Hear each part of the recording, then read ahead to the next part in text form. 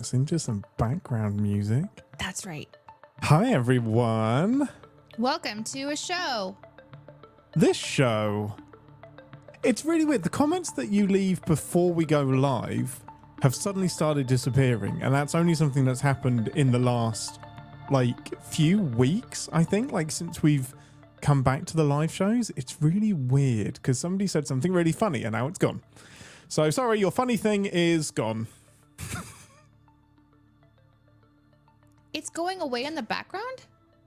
So, you know, when people leave comments, if they're left before as soon as I press the go live button, it wipes the comments from our feed completely. Oh, no, that's not Which good. is annoying. Somebody, I think it was Lloydie or somebody said, start holodeck program captain's pod, safety protocols off. Oh, You fuck. do not want that. Just a reminder, this is a adult This is a podcast. fucking This is an R-rated R-rated show. space. This is not appropriate for anyone under the age of 18. You might think it's appropriate, but it is not. Can we talk about that for a second? Because I'm in this interesting phase of Iris is wanting to watch different things. Okay. And it's not easy to just find things based on age because everybody is different and someone else is different. Like, this is okay for your 7-year-old is not okay for my 7-year-old. So I'm having to really figure out what to introduce her to next. That's okay, Slab. That is your decision. No judgment. No fucking judgment here. I actually feel worse when Slab's mum is watching. Right. Yeah, not safe for children or parents. Or parents. Raise those shields. We all know the Enterprise does not come with safety protocols on the holodeck. No. Yeah, they're getting installed on Tuesday. Yeah, we do. We have some of this. We can Wait, what do we have? bleep. Hang on. Ian. Fuck up. The ROM, Eulens. No, not only did you go, holy oh, wait, hold on. I am responsible for that moment. Not only did you do that, but then you didn't actually bleep your cuss. Mother. Wow, you're really terrible at this. I did it. I nailed it. I'm really, really good. No, you need to practice. Oh, gosh. Oh, no. Hey! You've come in at a perfect time as we're just cussing and bleeping everywhere. Yeah. Yes. This is exactly what it's like 100% of the time. But we do sometimes. It's not 100% time. No. When we went on to Aaron's podcast for Lore of the Rings, we had a chat beforehand to kind of go, okay, so what's your vibe? And he was like, family friendly. And we were like, okay, check. We can do I this. only let one naughty word slip. And it was easy to edit out. So I did just never do a live show with me or Danae if it's family friendly. What are you talking about? I used to be on Christian radio. I know how to. You're fine. You can do it. Yeah. I know how to do this shit. I mean, oopsie. No, I don't. Wait, didn't you drop one time? Yeah, Well, I said fuck on Christian radio once. Yeah, that was a big day. You said what? Sorry. Oh, okay. I didn't know how long you were gonna go. What are we pushing our audience into this week? Yeah, I started watching Captain's Pod from my bedroom when my mom was. Gotta keep it out of the public areas. That's fair. Yeah, that's absolutely fair. You're rated E. Okay. Is it E for entertaining? Or explicit? See what? Oh. My brain is so programmed that I immediately went to Enterprise E. Am I still a strong Christian? That is a very interesting question. I guess it depends on your version of what a strong Christian is. She will kick your butt. Explicitly entertaining. Mm-hmm. That's true. But that's rated EE. Bleeping it makes it worse. This is a fun thing, Link. So it really does. In the world of our jobs writing for CinemaSins, we've had a couple different times of experimenting with writing a joke and then making it bleeped out with the asterisks so that the audience doesn't actually know what the narrator is saying, but we're bleeping it to make it seem like really, really bad. It's hilarious. And those are some of my favorites. My favorite thing is that we bleep Aaron, the TV Sins narrator, even though when he does the swears, he's not swearing. Explicitly bleep entertaining. By Yep. strong Christian, do you treat Christianity as suggestions or a law you must follow without thinking for yourself? Oh, Wow. getting deep. That Getting is deep on some- Captain's Pod today. Yeah. Well, I think that it's really important to think for yourself. So I think that everyone should think for themselves. So hopefully that helps kind of let you know which vein I'm in. The bleeping classified names from this episode needs to be added to the soundboard. Oh It's my so gosh. funny. They bleep the way that we bleep, missing out all of the important stuff. I didn't even think about that being a nice correlation from the episode today to what we're already doing on our board. Like we're just having fun. Just I us. didn't even think about that. Can Yeah, I man. Sometimes share this is gift? going into the area of Danae's podcast, not Captain's Pod. Mhm. There it is. Well, Slab, you'll be one of the first to know about some stuff coming down the pipe, I'm sure. There it is. You came for the bleeps, but you didn't expect the sweeps. And what is that? That's from That sounds very American. no, it's from a movie it's a Star Trek? Wars. No. It's Spaceballs? Spaceballs. There we go. There Do you we remember go. the bleeps and the sweeps? Uh-huh. And that guy Yeah. does the really amazing stuff with he has such an incredible voice and he can do all this stuff. Yeah, Spaceball. Yeah, you guys know. There we go. Nice. Spaceballs. Watch out. I don't know how I got in my second time. I mean, It's the creeps. That's it. there we go. The bleeps, the sweeps, and the That's it. creeps. That's it. Nice guys and gals. And Can I boys and share girls. a gift, Danae, with the chat that I've got that I showed you before we started the show on my buttons that I can press? Do you want me to kill my Yeah. beautiful music for a moment? Uh-huh, Okay, I'll fade it out. This is a gift for everyone. Okay. No. I'm on the wrong. Wait. I have too many buttons. Hang on. I'll be right there. We have no choice but to hang on, man. Wait, here we go. You're I've the got it. captain. I've got it. Uh-huh. Oh, yeah. You have to turn that up. Crank it. All the way up. Yeah. Ian is such an Ian right now. You are not wrong. Ian, you told me something early in our friendship, and I have to ask you if you were no. lying. Go on. You told me Yeah. that your mom used to listen to Warp Core sounds while you were in the womb. Oh no, that was a fib. That's what I believed you. predict. I imagine my dad would have done. I did. Wait, hang on a minute. Did I make that up, or did that actually happen? It's all redacted. Yeah, all of that information is redacted. No, I did watch Star Trek while I was in the womb, which means, and because TNG was my dad's favorite, it means that the warp core noise would have been in the background, and it does help me sleep at night. This is specifically the Enterprise D, of course. It's the engineering section. It is very womb-esque. Isn't it? Yeah, there are Warp Core sounds, 8-hour videos on YouTube. It is soothing. Yeah, that's how I know I've got 8 hours of sleep. I start that one up.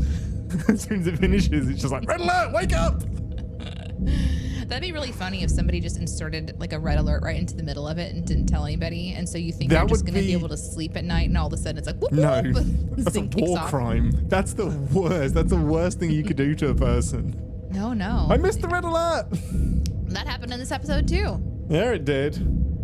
I'm sorry about the glitchy Twitch. That sucks. Oh no! What's going on with Twitch? I don't know.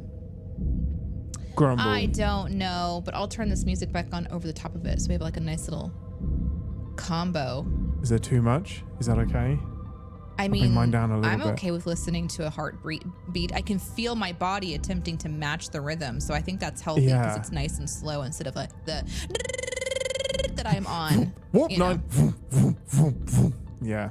Not sure how Jordy Red got alarm. any work done with that sound pulsing all the time. And That's a valid point, actually. I would hope you just get used to it. You'd have to. Yeah. Yeah, you'd have to. Good night, everybody. Hey, Badgy, Badge, it has been a long time. How are you? We Welcome actually back. didn't even tell everybody hi. I didn't even go through like the list, but I think there's quite a few of us here already at the top of the show, which is super exciting. He did love the sound. You are not wrong. Yeah. I've just started reading. Oh, good. Should I turn it up a little bit? What have you done? Yeah, I think they actually line up pretty well. Yeah. Like I'm in charge of the music and you're in charge of the wah wah. I love that. Wah wah. I do wish I could turn up like the beats per minute on it and pretend we were going to warp. And we were accelerating suddenly.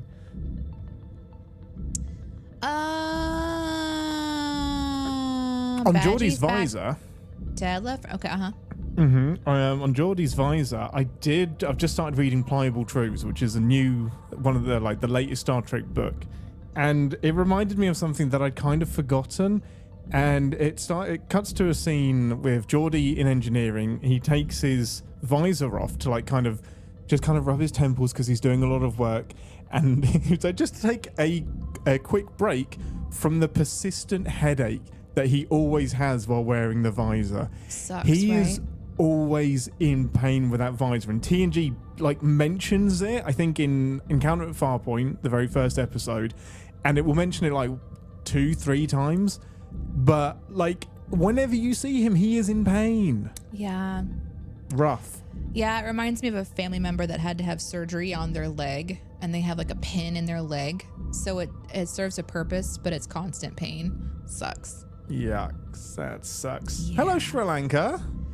So we have a couple things I wanted to point out. Hey, working on my PC while watching this. Missed you guys. Well, thanks for coming in.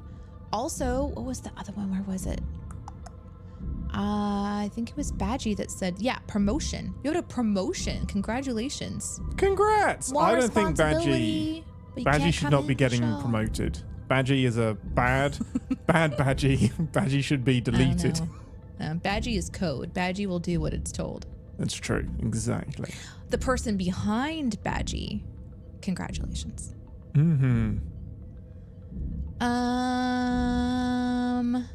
What are you guys doing after season 1 of Lower Decks? It's a great question. So we have a plan to take a break from Lower Decks because we do want to cover the new season of Lower Decks as it's coming out. And I realize that as I say Decks, it sounds like I'm saying Dicks, and that's okay. I realize that. So whenever Lower comes out... Did we both just ding me at the same? Did we both do it? Did we both just ding? We double dinged? We double dinged. Wow. Yeah, when season 5 of Lower out. Yeah, that's a lot. Amazing. Anyway, so we didn't want to do too much of the Too much lower decking. Lower Deck. Yeah, too much deck is not a good thing, you know. Too much of a good lower deck. It's a little too stimulating. This show. I kind of need a break from it. This episode is a lot. Fucking crack. So we have got 4 weeks between when we finish Lower Decks season 1 and start up Lower Decks season 5. We are going to be doing a short mini season, which will be about, I think it's 4 episodes, on the... This is going to be such a hard left turn. Like we said before, on the darkest episodes of Star Trek. So we're going to do 4 episodes where we get serious Trek. We get into the darker stuff, the more ambiguous end of the spectrum. And I do believe we're going to be starting with... a really serious one. Yeah, with Deep Space Nine in the Pale Moonlight. Because that tweaked something in Danae's brain. Yeah, there was some, I can't remember what we talked about, which is good because I want to go in with a fresh set of, just a fresh blank slate, which is how I prefer to kind of react to these things. But did the suggestion come in on an email? Yeah, it came in from a listener via email. I'm a terrible person, and I have saved. I might be able to pull out who it was actually. Oh, chat's loving this. This is cool. Yeah, In the Pale Moonlight is a freaking phenomenal episode. You guys are going crazy. Nice. Okay, yes, it was Jack who emailed us and suggested do the darkest episodes of Trek and suggested a few. And a lot of people in the Discord have sent a list of episodes as well. So we'll definitely be doing that. Yeah, we I'm a little bit nervous that it's a little bit too like lower decks. Hot turn. Like we're just going to be driving back and forth. I'm a little nervous about that, but I think it'll be fine because we do need to have a little bit of a break from. Yeah. From I need a break from the show. No, agreed. Yeah, agreed. I think I need a break from the show after I watch it every week. Oh. It might be waning for me a little bit. And it's so interesting to do season 3, 4, go back to 1, and then do 5. It's an interesting journey that I've taken you on. Don't forget to not set up what's going on before you start the episode. I will give you some context because you for In the Pale Moonlight, you have to have context. Get him, Polly. Get him. We'll do it. My one negative about doing Pale Moonlight is that Denny doesn't have a lot of Cisco context, and it could make her hate him like Jadzia. Hey, that's kind of fun though, right? I mean, that's fun, but what I would say is even if you have questions about Cisco, and you've seen a few episodes of Cisco now, you will absolutely appreciate Avery Brooks' performance in this episode. I mean, we're going to find out. The actor, yeah. Yeah, we need to take a break from fun. No more fucking fun, okay? We have way too much fun on this ship. Do all the episodes with Spot. Oh, that's the key. I mean, they now. are pretty dark, yeah. That's good. I mean, which Spot, though? Spot changes a lot, including gender. Wandering wants us to consider this category, which is O'Brien must suffer. Yeah, we don't have an entire year worth of time to do that. He gets shit on so much. Like TNG had a Q episode. They would always have a what happens to like fuck up Miles this season episode. Who doesn't love Spot? Spot is great. Well, everybody, thank you for being here. Whether you've come to our shows, our live part of our shows before or not, we appreciate you being here. We are going to transition into the actual show, so I'm going to kill this music. Do the disclaimer first. I'm going to pee. I'll be right back. Professionalism. Oh, wow. It's all me then, huh? This is just how it is going to be? Just me? Wouldn't it be funny if I just, the whole entire time, just got really uncomfortable and awkward silence? Let's do a bonus round of Ask Danae Anything. You'll have to be quick, because before you know it, he'll come back and I'll pick a quick question. Oh, you didn't? You like the background? Okay. How about this one? I think this one was too, like, chill. I think this was too chill, but here's another one. Ooh, floating through space. That's nice. Did you see that there is a petition to erect an O'Brien statue in Ireland? No. Wait. What just popped up? I just saw your message pop. Wait, whoa. What is going on? My computer has just gone crazy. That's so weird. Okay. We have some weird stuff going on right now. There is stuff happening on this system. Buttons are being pressed and I'm not doing it and there's no one else here. So this is fucking freaky. Oh, we should do like that really scary one again. Didn't we do like a scary one? Ian, something weird happened. Oh no, why? What do you mean? Well, I didn't put up these notes. What notes? Like I'm not driving the system. Everything is frozen for me and like comments are going up and I'm not doing it. Oh no. And it's really scary.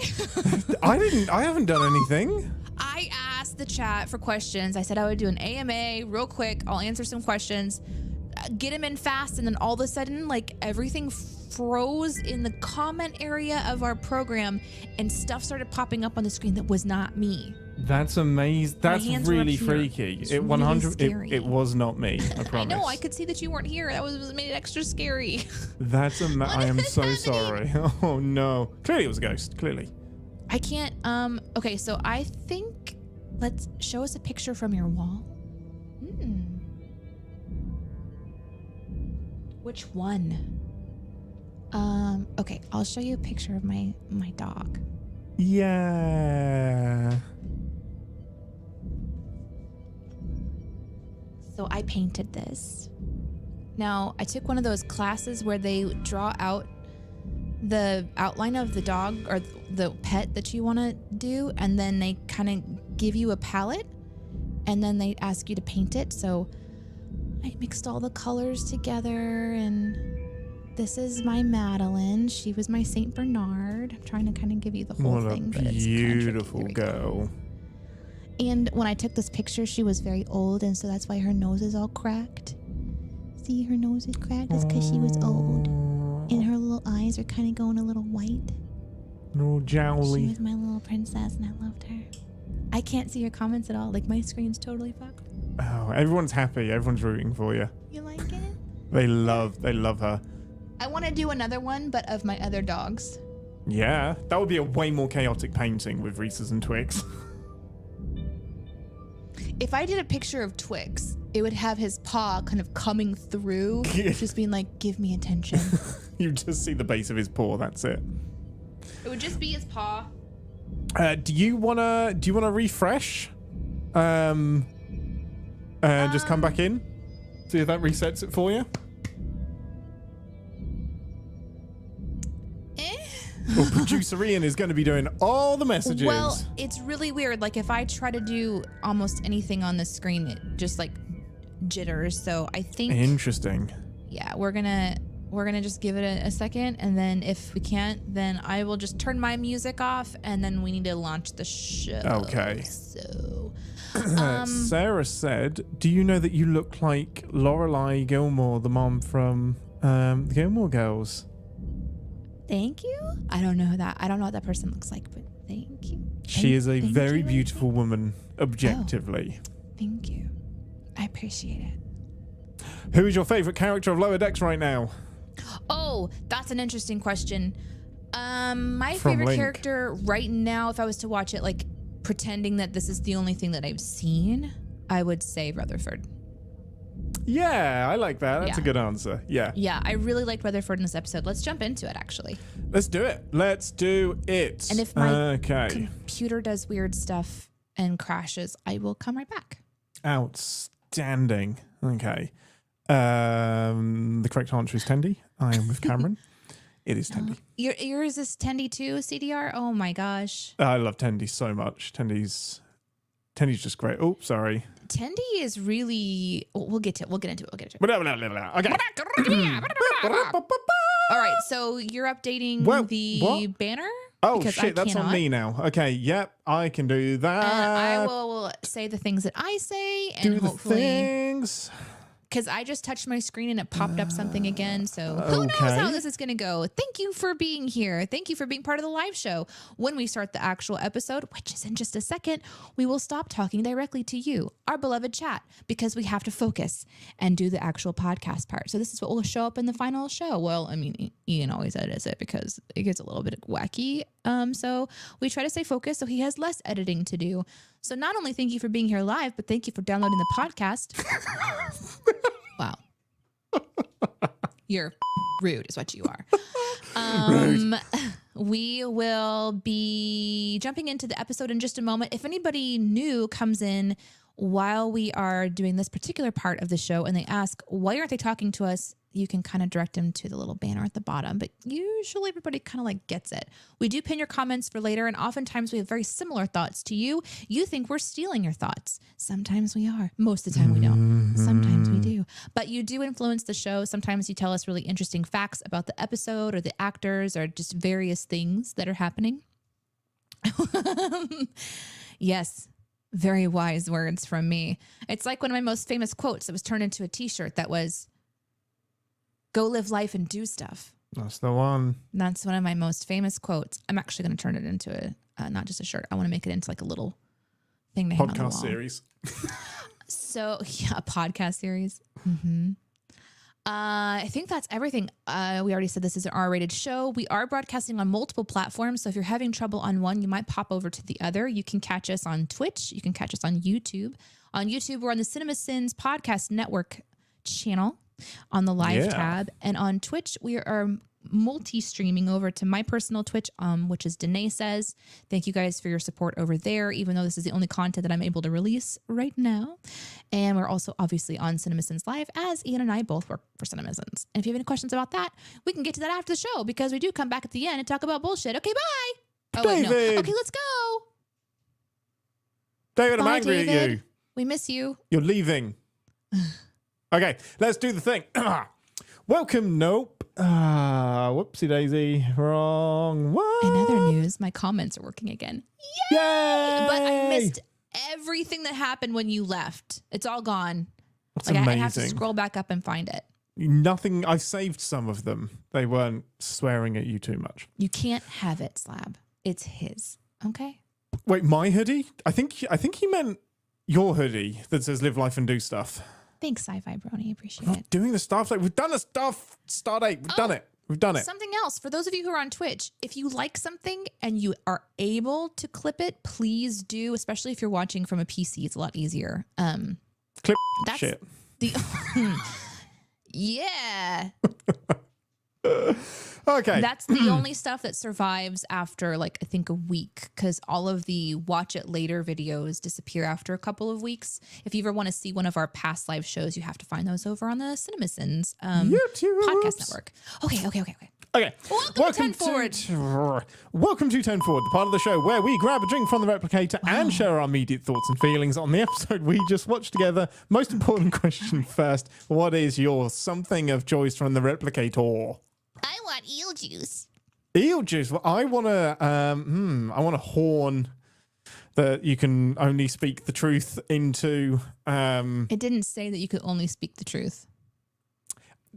I think it implied that. It's my favorite. Like we're just getting immediately right into it. It's my favorite throwaway thing where he's just like, "This is the horn of truth. You must only speak truth into it." But and Rutherford saying, "Happy to be here," I love that part. immediately just answers the question: is this magical? Like, is it bullshit? It's so clever. Anyway, give us a synopsis, Ambassador. Oh shit. Okay. Do you want to see a salt monster? Q references to Picard. An adventure from multiple people's perspective while also inside of a potential life-ending trap birthday party. Boy, is this the episode for you. Do you want to know more about how Robot Ferd's uploading works? This is not the episode that will explain that, but it will further make you question his character at this point. And also Tendi. Is she a badass or is she accidentally a badass? We're not supposed to know, but we know now because this is we watched them out of order. But if you're just watching the season as you're supposed to, then you don't know. I think by this point you know. You don't know. Have we not seen her kick any butt up until this point? This is the first time. Oh, interesting. Yeah. I think that was kind of the point. Was like, yeah, that's she's interesting. kind of. I just take it for granted now. Yeah. That's really cool. I like that. Yeah. And also the eels from Princess Bride show up, so that was weird. Wait, what? What? The eels from Princess Bride? Yeah. I need to watch The Princess Bride. That's what I've learned. Have you never? I have never watched The Princess. I use it in outtakes pretty much every week on CinemaSins, and I have not watched The Princess Bride. Oh, no. We have to stop the show. Me too. We're just going to stop and do a Princess Bride review instead. Oh, shit. Like, rarely am I the one that feels this feeling. Usually people aim this feeling at me because I'm the one that hasn't seen something that everybody has said, like everyone has seen. Yeah, I'm getting some shit in the chat. But the fact that you have not seen Princess Bride is... Like, yeah, I know it. I know it. You don't. I basically do. It's like people Okay, know what's Star an Trek. ROUS? ROUS. It's a Don't tell 'em, Chet. rapidly ovulating, undulating sphincter. I don't know how you Am I guessed that. close? How did you guess that? Am I anywhere close? Yeah, that's basically the entire thing. No, it's not. Wow. It's not. I mean, I'm shocked. I really didn't think you'd get the ovulating part, honestly, because it's like such a weird word to put into like a It's love. not weird. It's perfectly movie. normal. Just No, a normal. I mean, it is, but normal process today. Everyone ovulates sometimes. wow. Get back into the episode. Did you like this? What are your thoughts about this rampant episode of Star Trek? Yeah. I really enjoyed this episode. Yay! Yeah. I did not know which way this was going to go because, like, this is rapid. This is rapid fire, reference, adventure, attack. And that can be a lot. It is really, really fast paced, but I think what it does pretty well is it has clearly like one unified story that it's telling because they're all together. So you have the A team and the B team all together, and then we do flashbacks into these strange things. Now, the flashbacks are absolutely chaotic and often barely make sense to this quote unquote trial that's happening. And it's, you get the feeling it's supposed to be a mystery that you're piecing together what's going on. And what I don't like about this episode and why it dips for me is that I don't like how it ends. So while I do like the episode, I think where it lands is maybe the biggest miss for me yet, because I don't think it needed the birthday switch. And if it was, because we basically saw a whole bunch of really strange, mysterious things happening that have their own story and their own things that it brings up and their own new questions we can ask about each character and what they're doing. And yes, the season and the show itself wants to introduce like mysteries to solve, like who is Tendi? Why can she kick ass? What's going on with Rutherford and his implant? Like those are new things that we can kind of carry throughout the rest of the show. But for this episode itself and the missions that they were on, or maybe they weren't on, I was looking for that tie-in for the fun reveal as to what they were doing and why the neutral zone is important and how they did. Like those were really interesting bits for me, but that wasn't the point of this episode, and it's not the point of the show either. Like their adventures are not designed to make me feel a sense of conclusion. It's all just chaos and randomness and references, and sometimes I'm okay with that and sometimes it bothers me. And in this case, I've had a lot of time going, "Ooh, this is fun. What is going on? Blah blah blah blah blah," and all the side references is, all this stuff is it's just so fast paced, of course. I can kind of look past that, especially when I'm like, yes, this story is going to be okay. It's a birthday party and none of this matters, and that's it. It all matters. So. It all matters today. Birthday parties matter. No, they don't. I'm actually with you. The first. I really love this episode. Like when I saw Veritas pop up on the "What are we doing next week?" I was like, "Oh yes, I love this episode." And it's 95% of the way there, and I don't like the birthday party thing either. I get it. I'm not the joke isn't lost on me. Like the courtroom is a callback to the Undiscovered Country, and like I think they do it in Enterprise as well. This towering Klingon courtroom where the judge is way up high. He has the gavel, whatever it is, that he smashes down and it sparks. And Kirk and McCoy are on trial. It's setting you all up for that. So it's not as clever a reveal as I think it could have been, because it's hard because I get it. Like it's playing on our expectations that this is a trial and everything has been set up to be insidious. But when it is revealed as a birthday at the end, I'm like, there are so many ways to have avoided this situation and none of them happened, and it's kind of weird. Like this is where like, I get pushed beyond parody and beyond like kind of being able to keep bought into it, which is something we've struggled with this entire season, especially when they're asking the questions at the end. Mariner's like, why didn't you just say something if you knew it was a birthday? Like, if you can tie all of that together, make me think that this is a trial and then turn it on its head, and I still believe that the new thing that it is makes 100% sense, then I'm all in. And like, it's landed really well for me. But this doesn't land because I don't believe this is a birthday party. No matter what the alien culture is, I don't believe that this is actually a birthday party. Having said that, I did have a great time along the way, and I love how all of the memories do tie together into this narrative of rescuing the alien that's been kidnapped by the Romulans. I think the humor beats of this episode win me over in the end. Like, the minor frustration I feel for this not being a mystery to solve, or that the birthday party twist didn't personally land for me. There are just some really clever, really humorous moments. And I honestly feel like if I was going to tell someone to watch this show, oh my God, the dogs. Just 1 second. Let me just Yep. I'm going to yell at them kindly. Yeah. I can mute you. Yeah, there we go. Oh.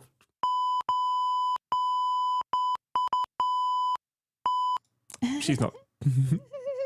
I think this would be a really great first episode to consider. I don't know. I think it's too much. I don't know, because it follows. You don't really. It introduces lower decks, the concept of lower decks, where they stand in the ranks. It shows the A team. It shows the B team. It's a really funny moment. Like, there's so many funny moments where they were like, the whole thing kicks off and Rutherford has redone their speaker and they don't even know that there's a red alert going on. Like, that's so funny. That taps into a genuine fear that I would be sitting as a lower decker. I would be sitting in anxiety so often, worried that I was missing a red alert. I would always be peeking out, just going, "Is there a red alert? I don't want to miss it. I don't want to miss it because it's important." Also, the conversation between Boimler and Mariner when they're in the lift going to the bridge, like, God, of all of the days we had bridge duty, today is the day. And then they sneak on, they're crawling into the background, and then he just fumbles through that experience. That was so funny to watch. It's so great. Evasive maneuver 88. Wow, that was the wrong answer. 84. Wow, in this situation, are you trying to get us killed? I think you're convincing me. Because even like it being set around a trial would be very familiar as well. Like, I think if you were less familiar with what Lower Decks is, you might actually give this ending more of a pass, because it does sum up exactly what Lower Decks is here to do. It's to set up the tropes and then kind of turn them on their head a bit. Yep. And it's so very clearly making fun of itself in a way where it's very obvious. Like, when we get to the part where Boimler is defending everyone at the end, and he takes the horn and he's calling it all out, and he's explaining that not even the senior officers know what's going on some of the times because he reads their logs, which was pretty funny. And then we get to see another series of flashbacks. This is a reason why the show is a lot, but there's another series of flashbacks of the senior staff fucking up. And it's funny because you see, for example, the Ransom Handsome dating a salt monster. So there's a reference for a Star Trek fan who's been around for a long time. But the references they're new and fresh, but they're also like, they're deep. There's Picard in this, Q is in this one. So kind of no matter where you've come into enjoy Star Trek, I mean, there's even a Beverly fucking the candle reference in this one. Rosa reference. It's so great. And then he just ends with Drumhead, which is just the episode title of a TNG episode. And that's about a court case as well. And that's how he ends his rant. It's like, Drumhead. I didn't know what that meant, but there's enough in there that I caught something else. And so even though it's rapid fire, there's a lot here that I think somebody could jump in and enjoy, and it definitely gives you the vibe of the show. And at this point in the series, this first season, this is really when a show should be really comfortable with the content that they're putting out to an audience. In this case, when it first came out, the first time it's ever been seen, like, they are firing on all cylinders on this episode. There is something for everybody, and it's not even a shotgun blast. This is just full phaser fire nonstop. This isn't even just like the pew, pew, pew, and then like takes a break. This is like a constant beam, fire hose to the face kind of an episode. But it's exactly what this show is all about, and it shows that full spectrum. So I would show somebody this one pretty confidently, but I can see why. I think you've convinced me. And this season of Lower Decks, I think, man, it suffers because of how much Lower Decks we've watched after it. But if you'd watched this in isolation and watched it when it first came out, for me, this is the most confident first season of any Star Trek show that I think has ever been out there. Like, it knows exactly what it is. It isn't trying to find its feet. It's like everything is everything is in its place. And I think they knew what they were aiming to do with every single character and exactly what the mission statement for Lower Decks was going to be. And it's such a strong first season. It's definitely fun. The last couple weeks, it sort of faltered for me a little bit, almost like I felt like it was trying too hard. And I could easily see that same vibe for this one, but for some reason I enjoyed this one a little bit better. And I think it was because, like I said, everybody's together in one unified story instead of having to keep things separate. So the flashbacks is the show's way of breaking us off of what's happening on screen. And, you know, there is something about storytelling that I really miss. We've talked about this many times, so I won't spend a lot of time on it, but when I watch TNG or really any older show at all, the pacing is such a break. It's such a nice kind of breath of fresh air in a way, because it'll sit in a moment. And in that moment, if you're like me, not everybody is like me, but you kind of fill that quiet with your own sort of impression of what's happening in that universe. The camera will linger on someone's facial expression, and obviously the actor is emoting like the director hopefully wanted them to, but that's not a telegraphed thing. And so you get to sort of fill in that. And when you read a book, it's kind of the same. You have an opportunity to imagine and bring something to life in your own way, if you're an imaginative person like I am. But a show like this doesn't really give you that time. And I find myself missing that in content, not just here in Lower Decks, but this is maybe the more extreme, more extreme storytelling that I have ever watched. It's like Adventure Time or something. Yes. Rick and Morty. Hippo and the Age of the Wonder Beasts. Yeah, a little Rick and Morty. But even Rick and Morty, I feel like the pacing isn't quite like this one. And I would be interested to know if anyone can remember watching this and thinking it was really too much, but then it sort of like slows down a bit in its storytelling, because right now it's sort of like when a salesperson gets you into a conversation and they just start telling you about everything. Star Trek. Now, let's go. Yeah. It's a lot. I think it does gradually. I think it does slow down a bit. Season 2 and season 3, I think, still have their moments, but I think when you go in knowing what to expect a bit more, you kind of get used to it. And I think it does slow down. But like the end of this season in particular is rapid. It is so much. Yeah, and I can't imagine the pressure of writing for a major franchise like this. Because I think the stakes are so high because there's so many invested fans. Well, and jumping the show into a new genre as well, like not just animation, but irreverent humor. This is literally going where Star Trek hasn't gone before. And then it's also such a shift in storytelling pacing as well. It's not just the animation or the cursing, and there's lots of cursing in this one and lots of censoring, but for other reasons. And it's fun and it's kooky and has that, like you said, Rick and Morty vibe to it in certain ways, like we saw with the dog last week, and then with Q and some of the game stuff. But it was so in itself. Like even the Q stuff I thought was super clever. So there was just, I don't know, I really appreciated the references on this one. I think more than usual. Like when we'll just talk about Q, when Q shows up in this particular story as a part of a flashback, like they're taken to a game board, but there's multiple games going on at the same time. And which one is it? Yeah. And so it's the show's way of making, not fun of itself, but having fun with the fact that figuring out what Q's game is a trope of Q. Yeah. And here they're just going to like make it really obvious. Like, what game are we playing? Asks the captain while dressed as a chess piece, opposed on a checkered board, but opposite her are playing cards, and a soccer ball drops that then turns into a different game altogether. So it just sort of keeps turning in on itself in these really clever ways. And then just to make sure we got our Q time, of course, Q is there at the end, actually does appear, and Mariner gives him shit, which I liked that. Oh too. Man, that sudden turn, I loved it so much. Like, no more random shit today. We're done with your shenanigans, Q. Go away, get out of here. Such a great turn, and just like, this is what you kind of want Picard to sometimes say to Q, is like, I'm not doing it. I'm not next week. We've had enough today.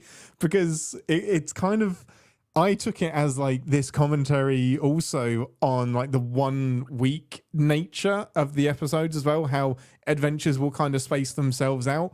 Like, you won't have Q suddenly turn up in the middle of an encounter with the Romulans. Like, he won't just pop in and say, haha, because it's a TV show and you're not going to grab John Delancey in to do that and disappear. It doesn't make sense narratively. But Q has just turned up at the end of this adventure, and I was like, no, we're done for this week. Like, our 24 minutes is up. Try it again next time. Yeah. And I even the kind of love self-reference of the rental silo where this birthday party was taking place, saying like you only booked it for 22 minutes is such a clever way of being like, yeah, we know we have to wrap everything up in 22 minutes or less.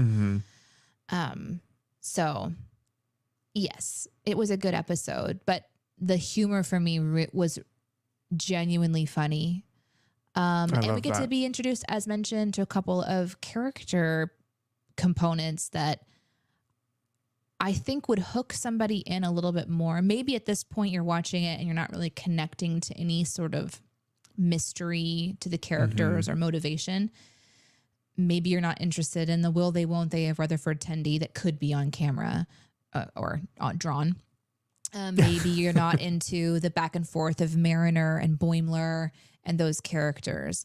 But now we have a mystery of Rutherford, and we have a little mystery with Tendy as far as their personal stories. And I wonder if I think I would assume that this is the perfect time to do it. If not now, if maybe should have done even earlier. That there's got to be a reason to come back besides just the crack pace of this stuff. Yeah. You know. Well, the interesting thing, I think the only argument I'd have against showing this to somebody as a first episode is the lack of Mariner. Because it's so, like, up until this point, it's really been her show.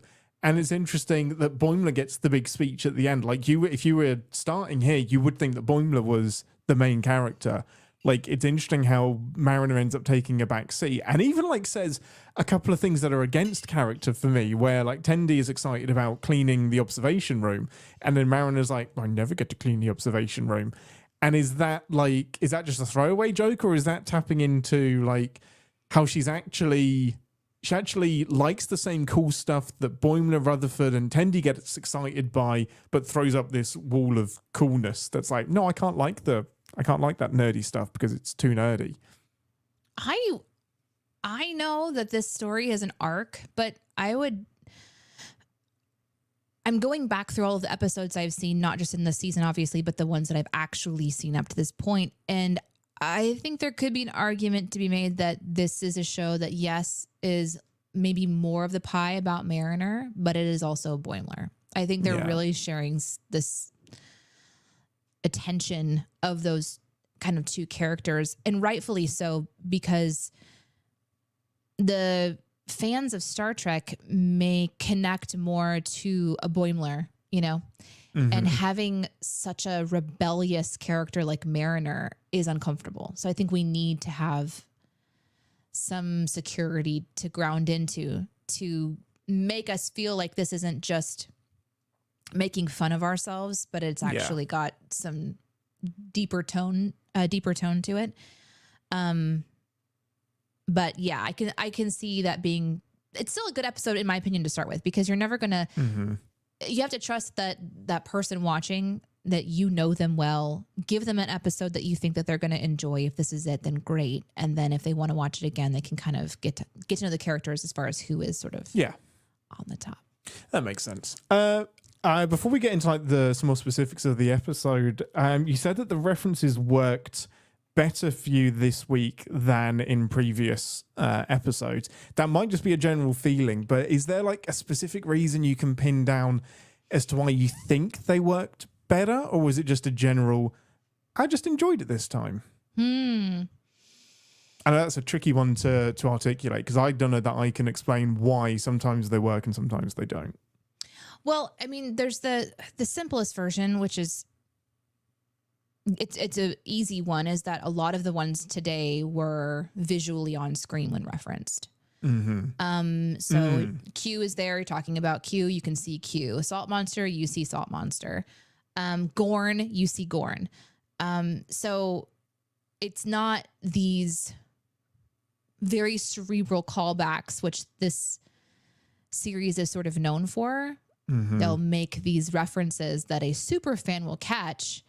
I miss a lot of those, and they just become kind of like, well, that word sounded referencey because I didn't understand what it was. Yeah, it's like engineering talk. It's like, oh, okay, that whatever. So I think that was part of it, is that not only was I in on the joke, but even if I wasn't in on the joke, I saw it, and then that's like something that I can get. That's really interesting. Yeah, it's not just a throwaway, like Khan versus Roger Danar. You're not going to know who Roger Danar is. No, I have no idea who that is, but that was really funny to me. But so that one worked, even though you didn't know. That's great. But here's why: because I didn't know it was a reference until right now. Like, that is a nonsense word to me that doesn't mean anything. And what I liked is that Mariner was like, "Get the fuck out with that," you know, like that was Roger Danar. Like she was saying how obscure that reference was when everybody knows who Khan is. That's that's kind of meta, isn't it? So, but to me, like, I don't care if that one's a meta reference that somebody gets. The setup for that was that they are having conversations about who their favorite is. Yeah. And the other favorite was like a Picard person. It's a name that I do recognize. And so I can, TOS, by context, sort of deduce that. But there's there's so much other stuff in here that I don't need to get, but I was in on it enough this time that I felt like, oh, this is fun because I understood that reference, instead of feeling like, oh, I'm missing, 20% of the show really because it's referenced. Yeah. So you can connect to it a lot more because it's visually on screen and it's stuff that you know as well. That makes a lot of sense. Yeah. Because then I guess if Q's on screen, to anybody that doesn't know, anyone who's watching this and doesn't know who Q is, it's easier to like explain that character when they're actually on screen, instead of like a runaway. Wow, that letter of the alphabet was mentioned and then never mentioned again in the episode. So yeah. I can see it. That makes sense. That's interesting. The other thing that was fun about this one is that it has a lot of like, there's the Romulan warbird, or is it the Romulan warbird? Yeah, it was a Romulan warbird. Okay. Yeah. An old one that's the from one Kirk's that disappears, era. Right? The one that cloaks? Yeah. Well, the Klingons do as well. Klingons and Romulans. Oh, okay. Yeah, both of them. It's only the Federation that isn't allowed to do it. Okay. Interesting. So we even have cloaking in this episode. So there's a huge bonus fun reference, and they get to make fun of it, like walking into parts of it. That cracked me up. It's so funny. It's like, stupid bird of prey. But it's really funny. So and whatever else references I didn't get, there was enough in there that I was having, a good time with it. So great question, but I think that's why. That makes sense. Yeah, I can understand that. Well, let's get through the episode a little bit more. One of my favorite bits, and it's so, I don't even know the logistics of how this works, but it's Tendy's flashback and the fact that so much of it is redacted. How do you do that when you're telling a story? And I love that they just have the black bars across the eyes. The bleeping goes wrong at different points. Like, a giggle was never like far away in that scene. It's nonstop. It's so funny for me. That part worked for me. In that series, that flashback was filled with fun stuff. I think because it wasn't cutting in and out of multiple things. Like with Rutherford, it was every time he blacks out and comes in, we're in a new spot. And so we're in a new Star Trek location, which I kind of loved. Yes, but it was very rapid fire. Disorienting. Yeah. Yeah. Whereas with Tendi, you're kind of on one linear, you're just with that particular part of her story. But where it got me was when she was trying to say, I don't think I'm the right person that should be here. I need to kind of fess up that I'm not the cleaner that you think I am or whatever. Yeah, wrong type of cleaner. And that person was like, oh, we're being scanned, and it just kept interrupting. And there are some times that those repetitive jokes work and sometimes they don't. But in this case, it worked for me. It hit fast. It went slow. It rapid fired, and then more just kind of kept showing up, and it was just insane. And I loved it. By the end of it, all surrounding this one ship that they apparently can't detect. Yes. Oh, they're scanning again. It was really funny. It's just, I think that's really funny as well. I love that. We mentioned it earlier, but I love just Boimler fucking it up when he's coming up with the different maneuvers, because this is something that's always like been in my head. Like when Picard and Riker or anybody are like mid battle, they'll look down at their chair and be like, evasive sequence Delta. And somehow like they know that specific evasive sequence out of I don't know how many they have is perfect for this situation. And just when I was younger, I was like, I couldn't do this job because I can't remember all of the maneuvers. And then I can't even remember all of my letters. I don't remember all the letters right now. I don't know what's going to happen in this situation. And there's 360 degrees of space. Like there's so many different possible maneuvers that you could be doing. So Boimler was very much me and a lot of us in that moment of, which maneuver do I, and the fact that they're giving him shit, just like, oh, you picked that one, like, and then he pulls out a Crazy Ivan, which is a maneuver from Firefly, which is amazing. That's great. That's I totally missed that. Not even the right TV show. It's incredible. Oh, Lord. That's so silly. So great. I love it. Oh, it just cracked me up. And then of course you go on to Mariner. The captain just like send them a message, and like send them a message is such like. The connotation is always fire because like the message being sent is aggressive, and she does it and they're like, whoa, what are you doing? Why are you firing phasers? That's not what I meant by send them a message. And it's that movie talk that kind of gets misinterpreted. And that entire thing just cranked me up. As ridiculous as it is. Miscommunication is a theme through this one because so much could have been avoided if they had just said out loud, I want you to beam us out when we give you instead of kicking everyone's ass. So just tell Tendi what you wanted and she would have done what you wanted and we could have avoided that. But then of course, then we don't have a crazy show. So. What were some other moments that hit you before I start running down some of the references and Easter eggs that I love that you may not have noticed? Let's take a look. I'll go through my notes real quick. When he was singing about rotating the capacitors. Oh, it's so cute. Funny. He's so happy. He's like when he says, just happy to be here. Like this character is so interesting. And then in this episode. Okie dokie. So before we started this, I think before we started the show, or did you ask me at the beginning of the show who my top character is right now? And I said it was Rutherford. Oh, it was in the outtakes. Yeah. Okay. So for me, Rutherford becomes more interesting in this episode. I have a lot of questions about how his mechanical piece is working and why it can shut him off, but he's still active. But then we've all probably had that friend that gets drunk and still is able to function. So I'm just assuming he's inebriated or something. I don't know. Yeah. Scary, super scary. Yeah. Like I think this show just goes like story to story with very little thorough, like we're not going to start next episode going, so Rutherford, about the fact that you can black out and do all of these things. Like I think suddenly have abilities that you didn't have before. Yeah. I think the show is just going to reveal whatever the mystery is kind of slowly. And I remember little bits and pieces of it, but Yeah, I This think would it's be season 3 before we really get into that. this would be a really wacky one to. Yeah. I have so many questions at this point about Rutherford, but I love his character because he has this genuine adoration of the mundane things of engineering. He really does. And I really love meeting people when they have found that thing Yes. that brings them this much joy. And I know that it's sort of rare to have it on this degree and it's amplified for storytelling, but to start off his story and explain like, well, we have to twist them because they get a little too hot.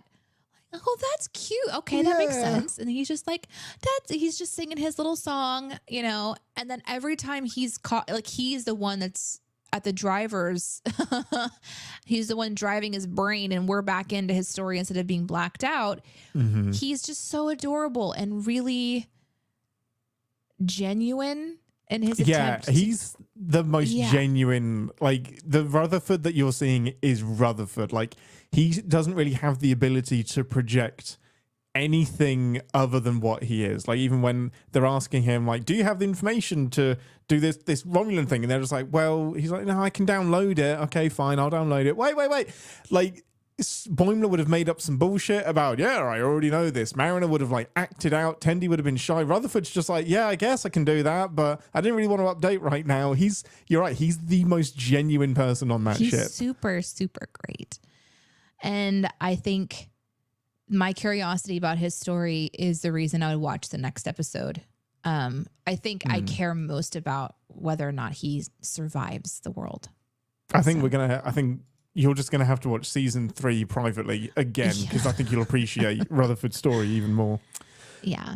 There are some great little nods and just inclusions here. So Kurtwood Smith is the actor that's voicing, what's his name? Kral, whoever, the person that's putting them on trial. And he has appeared in a two-parter in Voyager. He was the Federation president in Star Trek 6, which is where this trial room is pulled from. So he's just like one of these Star Trek people that has popped up. So it's fun to bring him in to voice a character like this. Kenneth Mitchell is also voices a few different aliens. And he is a huge Star Trek fan, and he appeared in Discovery, and he recently passed away after a battle with ALS. So it's fun to see him appear in this as well. It's such a show for the fans, and to include so many like different voices that, I mean, I didn't recognize it was Kurtwood Smith. I had to go and Google it, but it's just so fun to have these bits of Star Trek history pop up as well. I love that. That's great. That's so cool. Not to mention the Bird of Prey popping up, which is the first time we've seen that old school Bird of Prey since the original series as well. I remember seeing it because it had the painting of a bird on the bottom. Mm-hmm. Yeah. And the first time I realized that something was painted on the ship, I think I was talking with my Aunt Brittany, because the first warbird that I think of is the green ones from TNG, with like the big noses. Yeah, they're like they're huge green ones you talked about. Huge ships. Yeah. So I didn't realize that there was like one before that. Yes, yeah. Little tiny little thing. We see it pop up in Picard because 7 of 9 is being chased by one, and then they laser it in half. But yeah, the one that pops up the most is the D Deridex, the one that I have on my shelf over. Oh, it's off screen. Yeah. Oh, there it is. Look at that. No, there it is next to my ear. There we go. It's great for the podcast right there. So I do have a question before we go on. Yes. If I heard correctly, before Rutherford passes out the first time when he downloads his information, they say, have you had your shots? Because there's a Romulan flesh-eating bacteria and you don't want it on your peen. Denobulin, but yes. Did they say peen? Was that real? They said or was pee, but then it like he's like, whoa. So they're about to say penis, but then get cut off. I think he said peen. Like, I don't think, he was cut off. I think the is got cut off. If I was going to rewatch this episode, is it wrong that it would be just for that moment? It's so funny, like, because that's usually implied, but he definitely gets an N in there. There's definitely a peen. Yeah. It's going to eat your peen. I wrote down, did they just say peen? And then they go on to say something about bacteria, like in the pants, like it's eating through your underwear or something. Yeah, I've seen it eat through your out. pants. Yeah. And then he blanks out. It's amazing. I think they say peen. I'm pretty sure. Yeah. No, I think they do, but I think the intent was penis. But yeah. I'm gonna need somebody that has a desire to look up the subtitles to update us. Send an email to captainspot@cinemasins.com, please, so that we can. Please do that. One final thing, I think, before we. Oh, sorry, backpedal. One of the more interesting references for me was Boimler saying, "Did Picard know about the Borg?" Which is really interesting because Voyager fucks around a little bit because Seven of Nine's parents were on their own self-funded mission to investigate rumors of the Borg. And that is some years before Picard and the Enterprise first meet the Borg. So, okay, Seven of Nine's parents clearly get assimilated.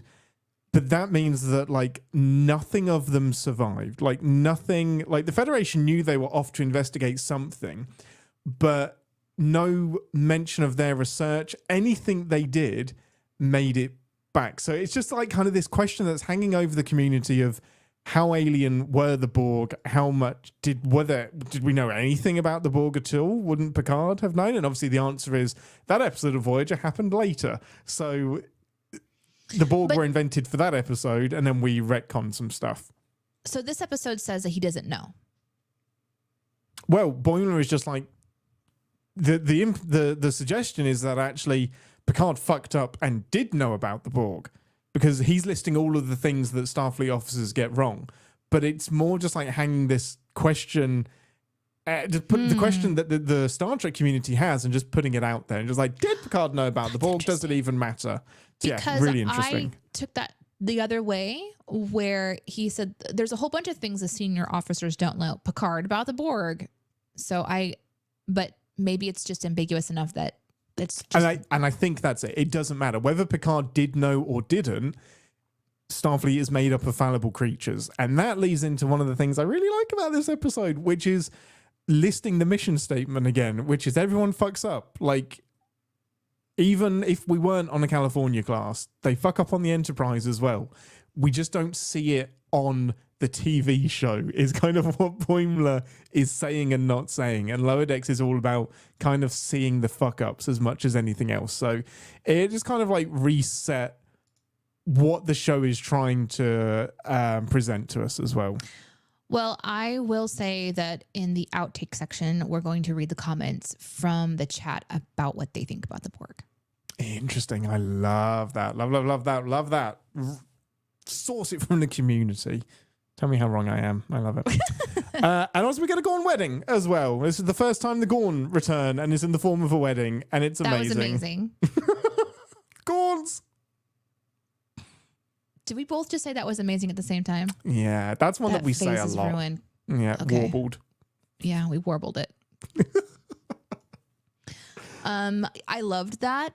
I also loved that he tried to activate his own passing out, knowing that it had been working for him so far. Yes. And then he just comes back into the same moment and is just being nommed on. It's so funny. What I don't like about it is that it kind of, even though it's a joke, if you were to be attacked by that many Gorn, I would think that you would be dead. And knowing what we know about how the Gorn are being portrayed in Strange New Worlds, how the Gorn were portrayed even in the Kirk fight and how serious it was, yes, to take them and then suddenly make them where they just kind of lay down and just like use you like a chew toy. Takes the wind out of the sails. And I get it. They looked goofy in the first time because it's a big alligator costume or something. But Strange New Worlds does not have that same approach. And maybe they didn't come out in the same sequence. I get that. But still, you're telling me that now in the world of Star Trek, I have to believe that in one show, maybe this is a sin, I didn't realize until now, in one show, they're the most terrifying creatures ever, and much of what we do in Strange New Worlds is all around the Gorn coming back and this whole thing. But then you're going to show me that Rutherford was surrounded by a whole bunch of them at a wedding and walked away alive. I don't know. I'm completely with you, and it jumps out because Strange New Worlds did come out after this season of Lower Decks, so they wouldn't have known that the Gorn were going to be changed and made more menacing. And this is at a time when we're at peace with the Gorn, but then why is the nomming happening if we're kind of at peace with them? We're at peace with the Gorn now. Well, we're not actively at war with them. We're not at war, but we're more in the neutral area. We're neutral. Yeah, we're neutral with the Gorn. Yeah. So maybe in this case, they don't kill, they just chew.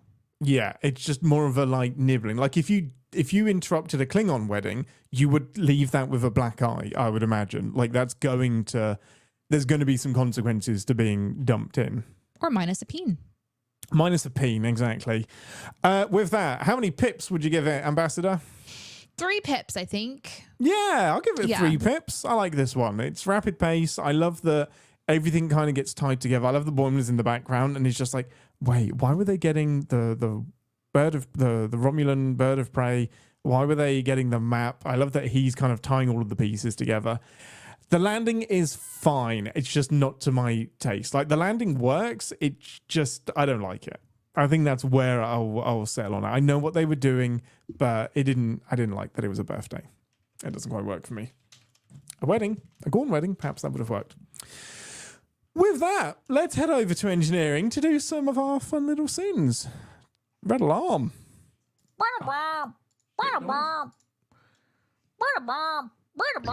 Warning. Warp core collapse in 10 seconds. Red alarm. Red alarm. This is the part of the show where we re-engage our sim brains, remind our show that... Remind our show. It's amazing. Remind Which is ourselves now a sentient thing. It should it's grown be. a conscious of its own. It really does, based on the live chat. Oh, it really has. The camera's moving now. Amazing. We got stuff. This is the part of the show where we re-engage our sim brains, remind ourselves that no TV shows without sin, even our beloved Star Trek.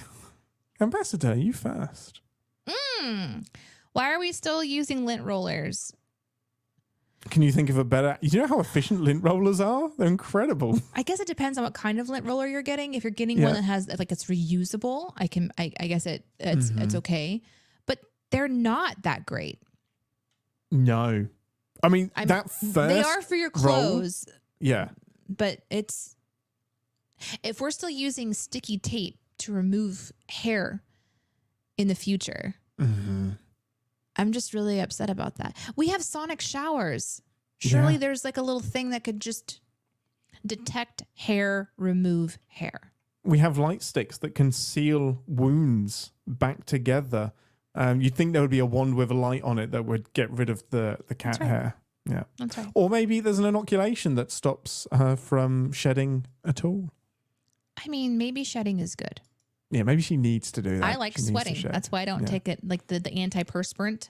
I like to wear something that takes off the odor but allows me to sweat. So maybe that's the cat's preference. And I realize that maybe calling the doctor the cat is rude. But she's Acacian. You can call her Acacian. Just for clarity. Yeah, that's fair. My sin there would be that in Up the Long Ladder, an episode of TNG, it said the ship cleans itself. So why do we even need to do that? Why isn't the bloody ship cleaning itself? Yeah. There we go.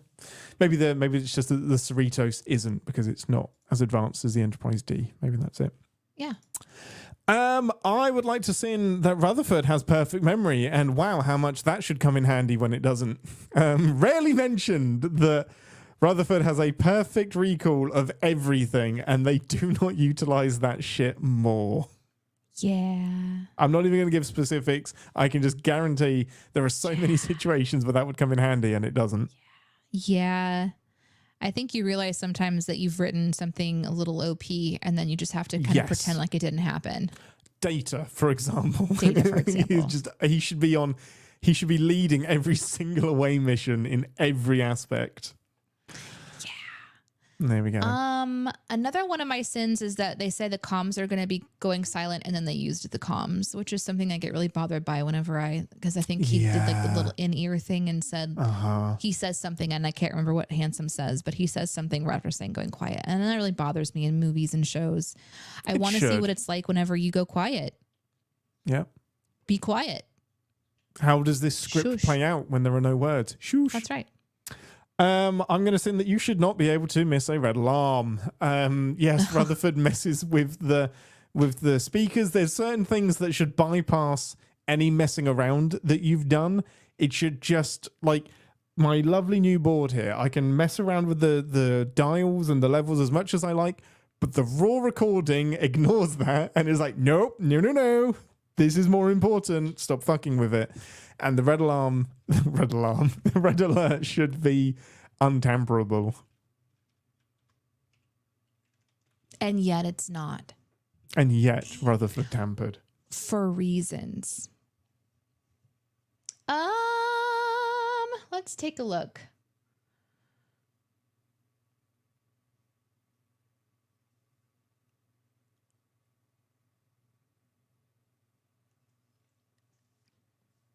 I don't really remember if I've got anything else. I'm thinking about the silo at the end, though. Mm-hmm.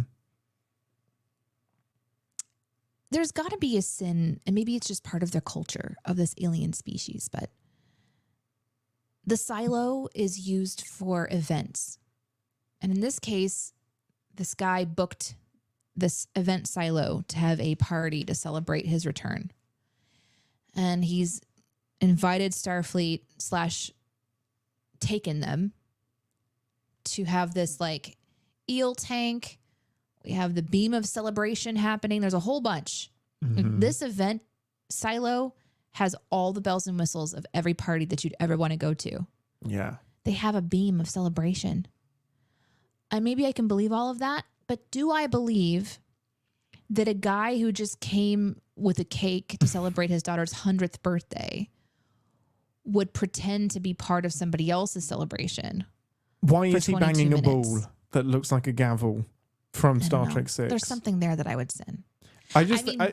Maybe if I'm really old, I have nothing else to do, and someone was just like, "Hey, will you just play this part at my birthday party before your event starts?" Yeah. I would say, I have nothing else to do. Everyone I know is dead, so yeah, I'm just the oldest person, and this is fine. Yeah, I have nothing else to do. He's always here. I've already taken my medication for today. I'm gonna go poop at precisely 4:45. That's still 2 hours from now. So, like, I don't know what retirement's like, obviously, but this guy just becomes a judge, and I just can't stop thinking about that. I can't tell if it's funny or sinful, honestly.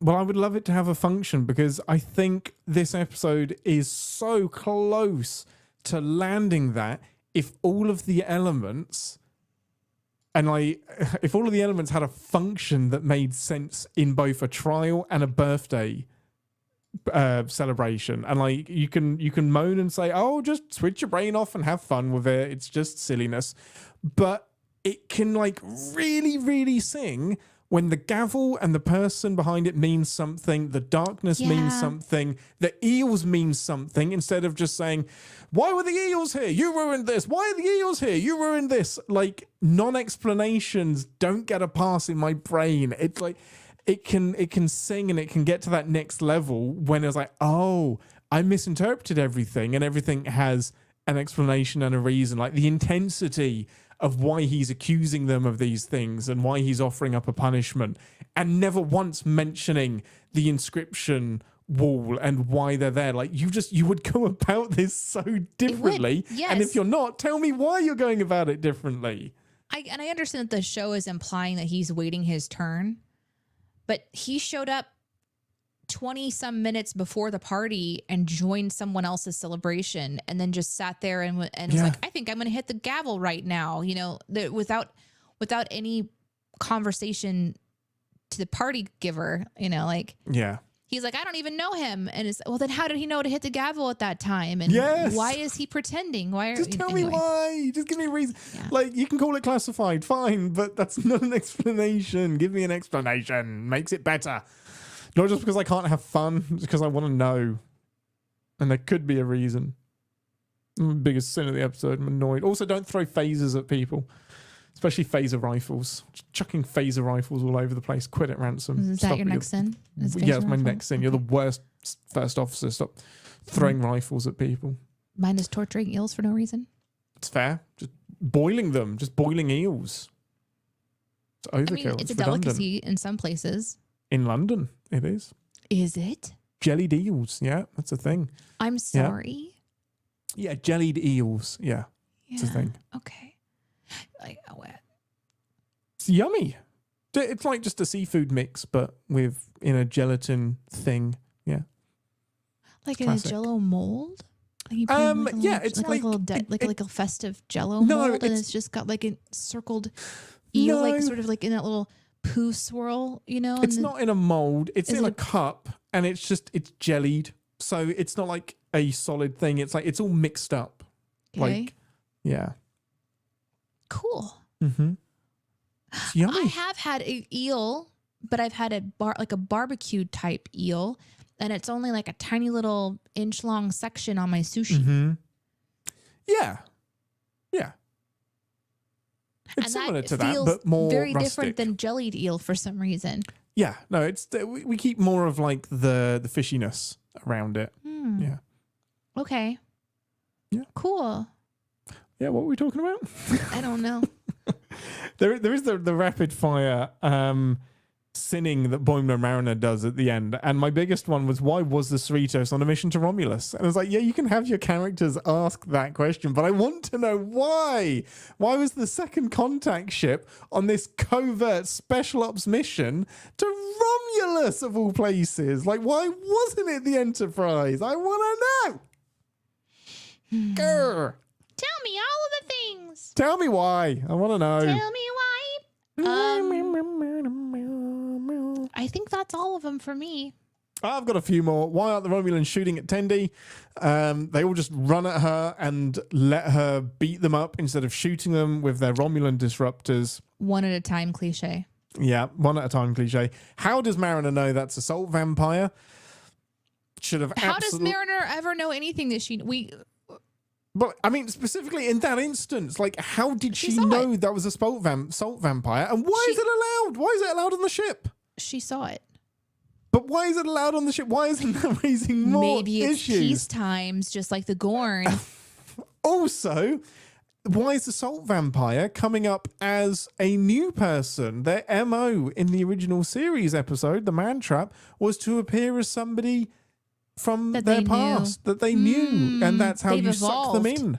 They've evolved evolved for survival. They've evolved to get worse at the thing that they're doing. That's a great tactic. Why would you appear as a stranger? You then have to be seduced. No. It's evolution because the salt monster has discovered bar society. To just be a pretty person at the bar, and then you don't have to get specific. You just That's right. get picked up. Yeah, no, that's fair. Just get pretty. Yeah. No, that's fair. Yeah. That works. But more interestingly, why didn't the salt monster just like ask for the salt? That's true. I mean, just replicate the salt. Yeah. So at this this point. is just a murderer. Yeah. Just straight up murder. It's allowed on the Cerritos. Yeah.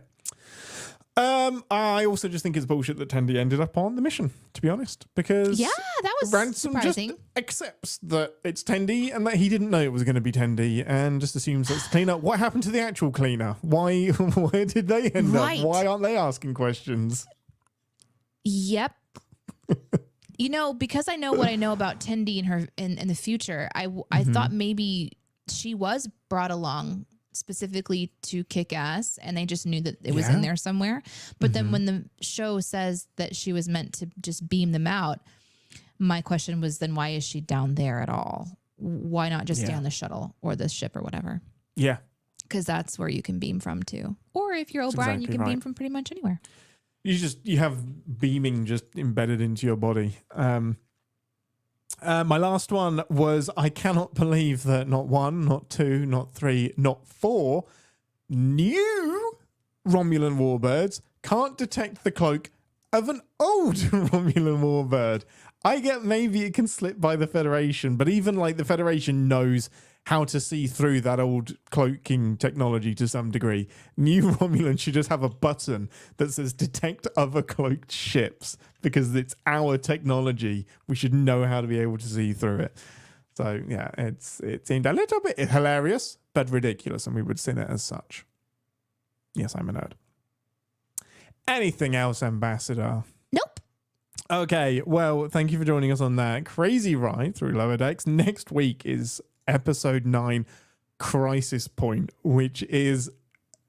I cannot predict how you're going to like an episode, but it is a lot of people's favorite of the season.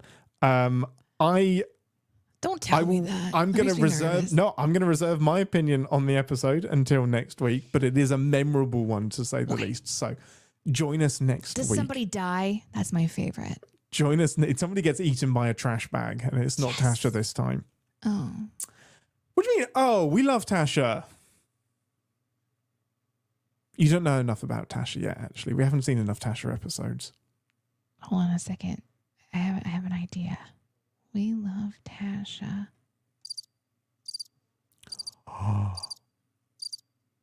Ouch. With that, we will see you next week. If you want to send us any emails or any hate mail specifically to Danae about Tasha Shade. Oh, I have no emotional attachment to her. That's fair. Sorry. That's fair. Tasha Shade could be actually a distasteful explanation of her death as well. But yes, send us emails to captainspod@cinemasins.com. Join our lovely Discord, discord.gg/cinemasins, and join our lovely crew of Trekkie people. And you can recommend episodes and stuff. And occasionally myself and the ambassador are there, and we'll pop in and say hello. Well, she won't do it with an English accent, though I will. Hello. And until next week. Oh my goodness. It's rotating all day from me. Oh, it's an honor to be in the beam from me. Oh, live long and Podspar. No, we have not watched yesterday's Enterprise yet. That will be in the mix for when we return to time travel shenanigans. Someday. Wait, did we watch it? No, we haven't. We haven't watched it. We were going to, but we haven't. I can't remember what I watched 2 hours ago. It's fair. It's why I don't feel bad about watching episodes not as part of the show, because I know you'll forget them. Oh, Wandering says we were going to, but we didn't. Okay, yeah. I'm going to take my break, and I'll be right back. And we can go over some of the comments about Borg. Yeah, I'm going to do some Googling about that, because I thought... Oh, that's fun for people to watch. Here, I'll put on some music for you. No, I'm gonna. Oh wait, let's bring back the shit. Oh fuck! No! It must be this one. Firing all phasers.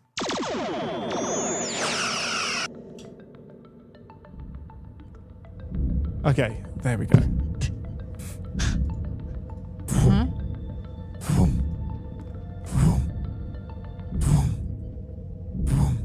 Okay, she's gone. Now we can talk about her. Right, did I miss anything? Oh wait, everyone's sending me... Why is everyone sending me a message?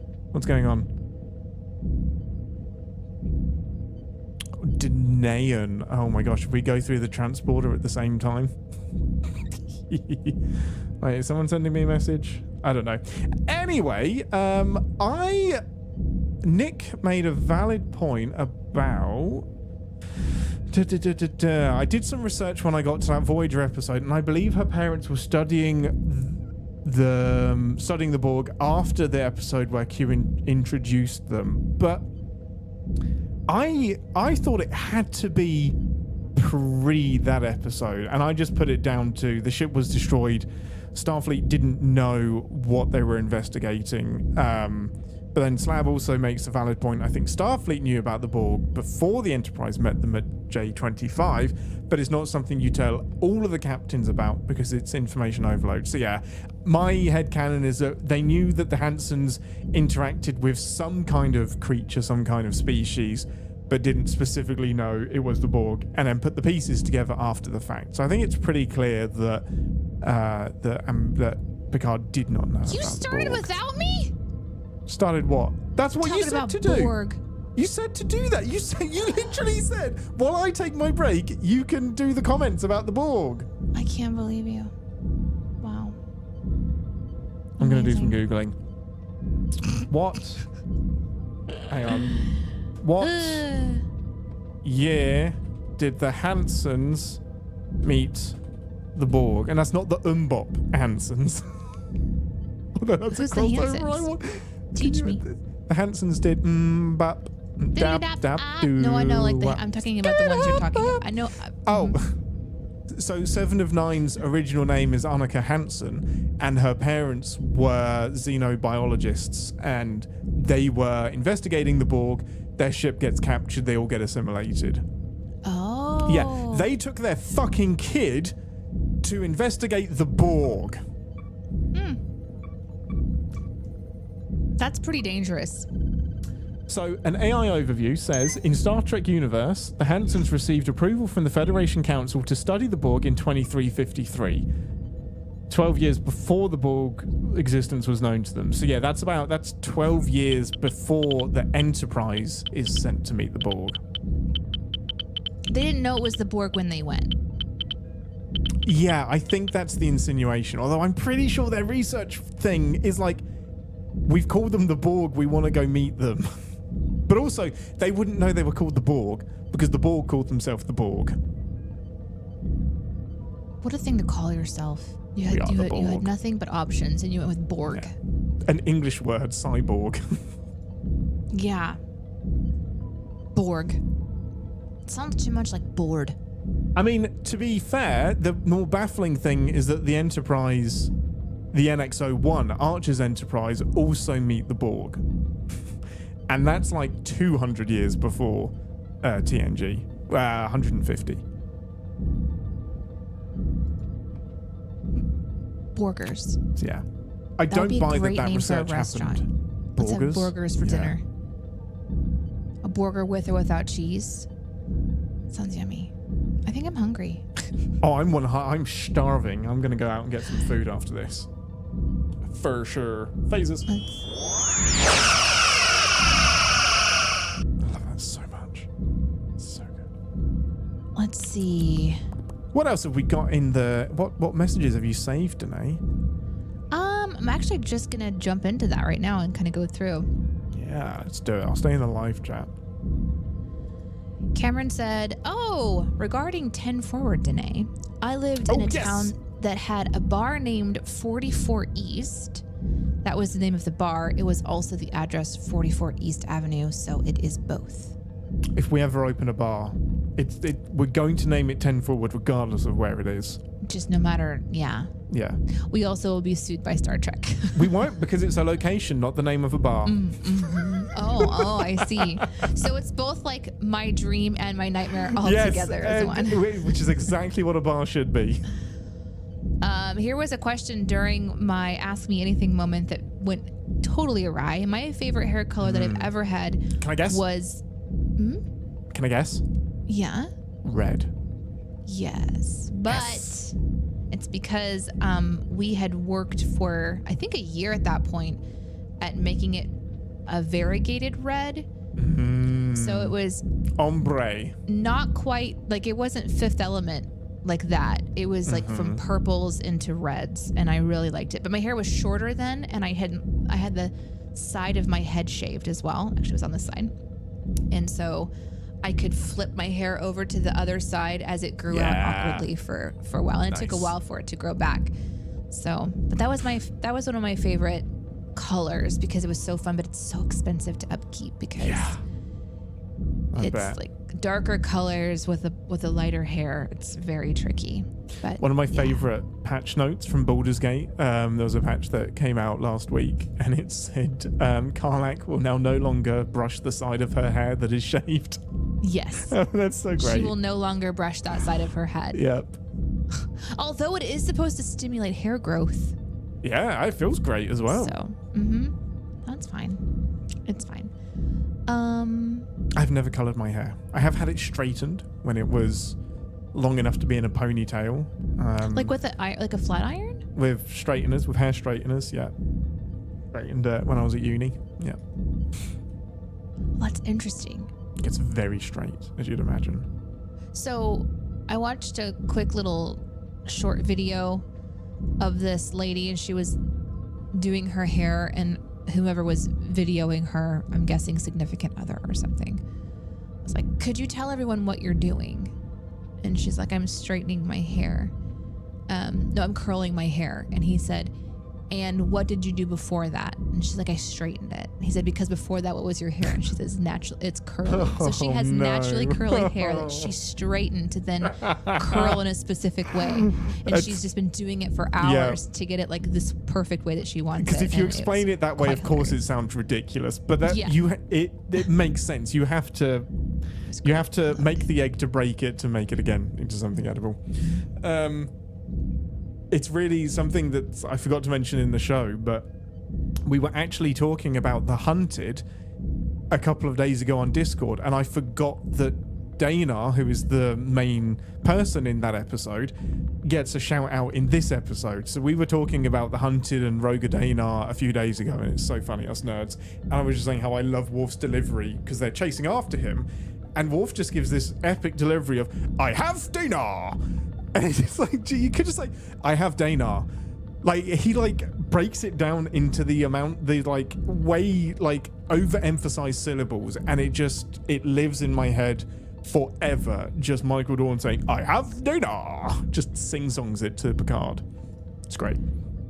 You are a cunning prey. During my year of punk, I had canary yellow hair, but just 1 year of punk. Just 1 year. I one time did a faux hawk, and I had very long hair, and it took my friend was a hairstylist, and I went in and I said, I want to do something unique today.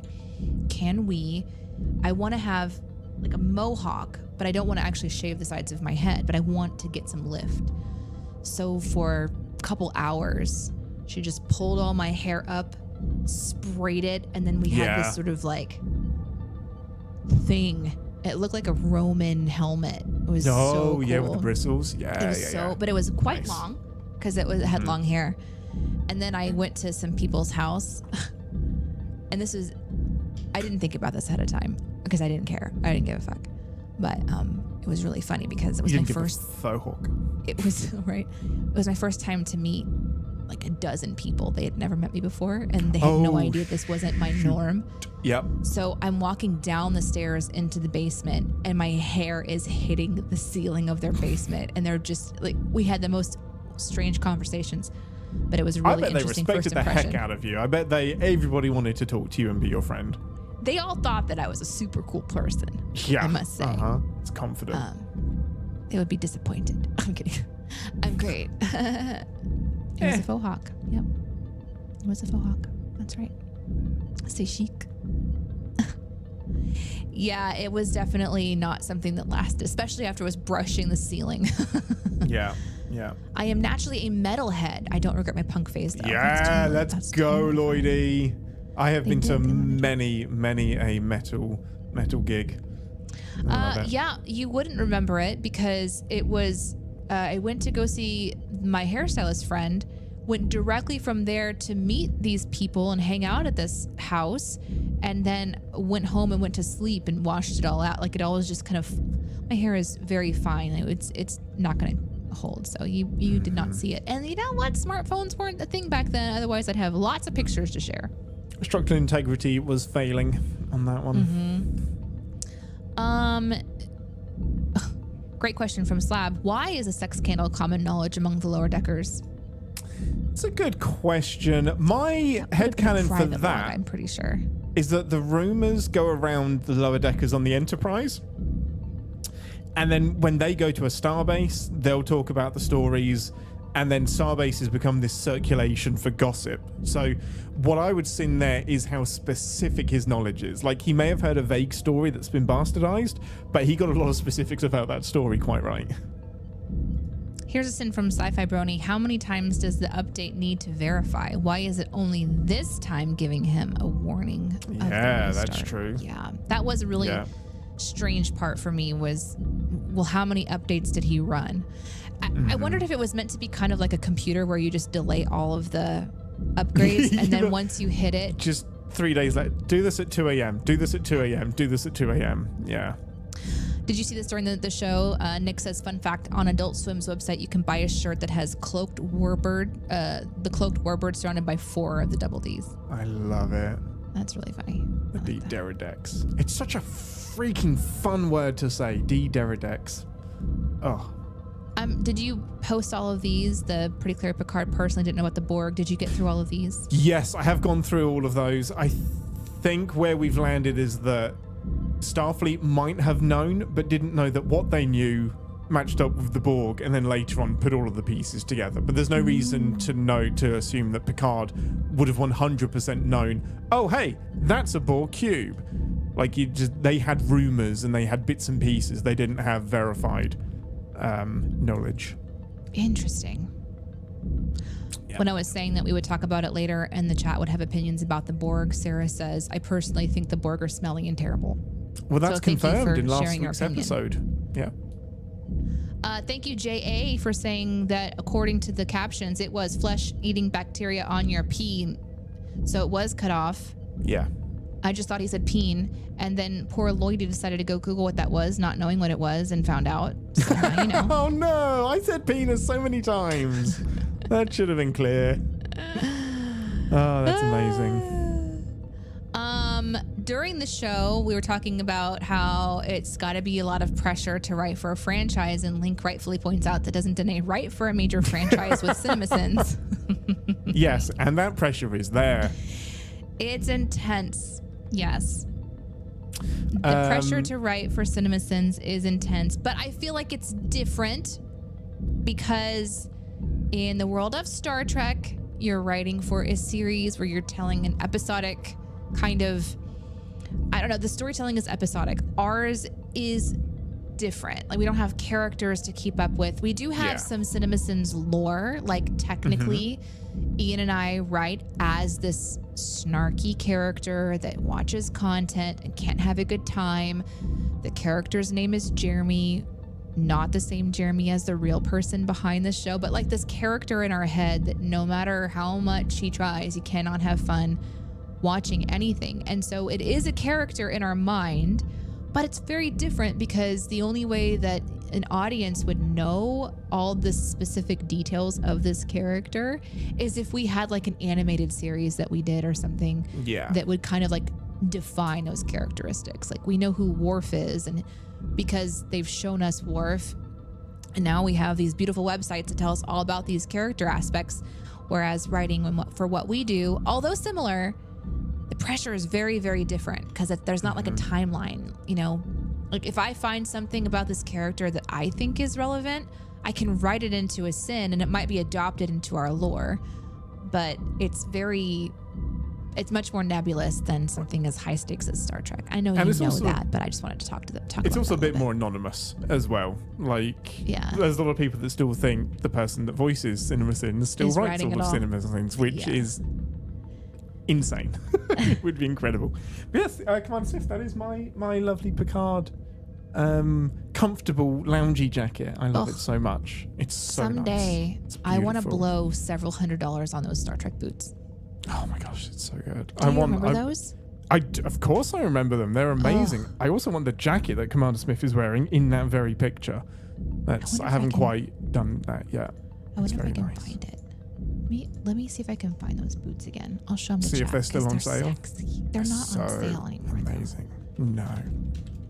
I'm with you on doing the other line deliveries that live in my head are Picard from Best of Both Worlds saying, "We have engaged the Borg," and it's just a beautiful, beautiful pause. Okay, I got it. Just, I got it's it. beautiful. I got it. Do it. Okay. Bring it up. On screen. Nice. I like it. I don't have any like buttons for that. Just on screen. Look at this. They're so cool. Look at them. Look at that. Oh. They're so cool. They're incredible. I want them. I think they're so fun. Want them. I know. And they have the little delta right there on the ankle. Oh, but wait, guess what? They're also come in white.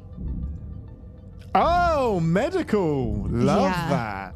Love that. How gorgeous are these shoes? These boots. So pretty. Ugh. Look at them.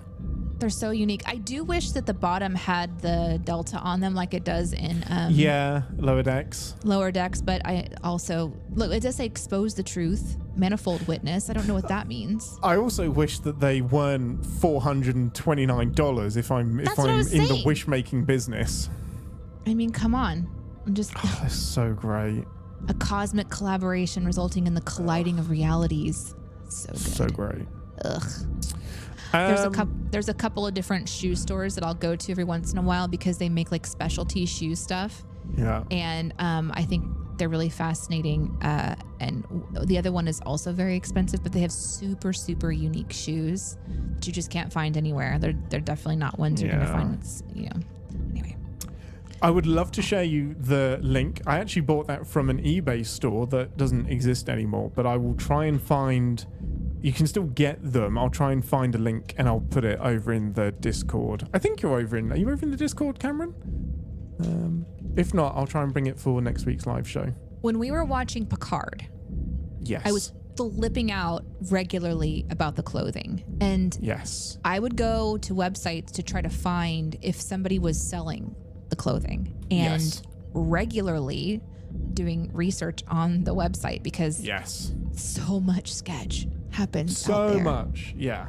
It is so tricky to find. Like you can't find official gear, and some of the sites they'll have like a beautiful jacket, but then you start digging around and you can't read the comments on the websites. You can't trust those. You have to go to like Better Business Bureau and reports and stuff. And it's so disappointing that so many were just like, I ordered this $400 jacket and I got this piece of shit. Or I ordered this expensive jacket and I never heard from them again. And none of those reviews are on their sites, of course. And I wish they had official gear. Like they do have a Star Trek shop, and that's Yeah, fun but to go and honestly, look the at. Star Trek shop, it's not great. It's no. really expensive, and it doesn't do like cosplay stuff like this. Like it No. doesn't do uniforms. Like they are No. missing out on this stuff. You have to go to like Etsy and then read up on somebody who knows how to make a great leather jacket on Etsy, and then you're paying an individual artist or an individual person who knows how to put those things together. But yeah, if I had money to blow, whoo! Oh my goodness, if I had $1,000 to spend on uniforms. I've posted a link in the Twitch chat, Cameron. That is, I can't attest to the buyer. It's also a UK shop, but that is exactly the one that I bought. That is if you can find that picture being sold in the US, that is the exact jacket that I bought. And the quality is so good. And there's lots of different ones out there, but that's the one that I purchased. It's really good. Yeah, you're right. Sci-Fi I have 100% seen the pricing on the fan home ships, and it's offensive. In a word, it's insane. Star Trek merch doesn't really exist anymore. Affordable Star Trek. Yeah, well, especially quality. I mean, you have to hunt around. I think the site that I was looking at before was like, it had Picard jackets and then it had Strange New World jackets. Ugh. Yeah. I loved looking at the photos because I wanted that, but just so pretty. Anyway. Thank you guys for being here today. It is always difficult to leave you because we have such a good time, but we do have to get back to the world of creating content for you that you can enjoy on CinemaSins YouTube page, on the TV Sins YouTube channel, and also over on Commercial Sins. We appreciate the podcast that you guys are a part of, this one, and also Recotopia, which goes live on Twitch and also on YouTube every week as well. What did I miss?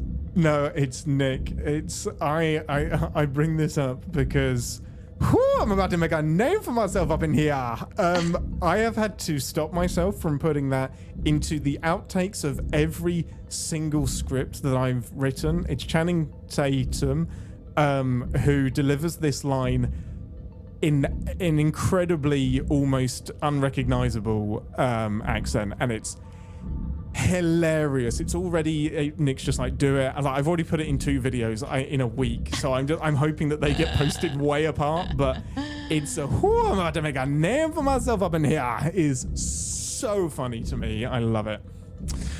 Oh, sorry, carry on. It had nothing to do with anything. We will see what we can do about that for you, Slab. Playmobil has the deal with Star Trek at the minute. I don't think Lego's going to get it. They're all Star Wars and shit. Okay, so we will see you guys next time for the next episode of Captains. But how many more episodes until we're done with this season? 2. 9 and 10. 2 more episodes, and then it's in the pale moonlight. I'm nervous. I'm also excited. It's gonna be so good. You can live with it. Thank you guys so much. It's okay. Have a great week. I appreciate you all so much. Thank you for being here. We love you. Bye. Bye. Beep. Beep. No. Oh.